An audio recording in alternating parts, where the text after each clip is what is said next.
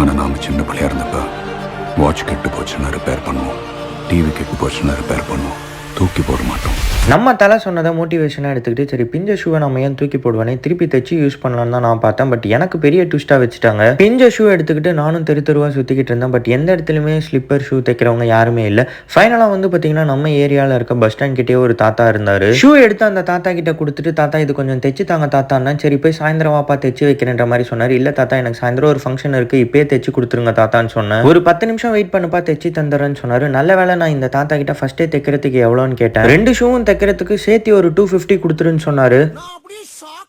இந்த ஷூ நான் ஆம்பூர்ல தான் வாங்கினேன். நான் வாங்கும்போது இந்த ஷூ ஜஸ்ட் 350 தான். பட் இது தைக்கிறதுக்கே அந்த தாத்தா 250 கேட்டாரு. சீரியஸா எனக்கே ஷாக்கிங்கா இருந்துச்சு. ஃபைனலா 150 கீழே வரவே மாட்டேன்ட்டாரு. சரி நானும் ஷூ தைக்கிறதுக்கு 150 கொடுத்துட்டு வந்துட்டேன். நீங்க எது பர்ச்சேஸ் பண்றதா இருந்தாலும் ஃபர்ஸ்டே அதோட ரேட் தெரிஞ்சுக்கோங்க. இந்த வீடியோ பிடிச்சிருந்துச்சுன்னா நம்ம சேனலை சப்ஸ்கிரைப் பண்ணிக்கோங்க. சப்ஸ்கிரைப்.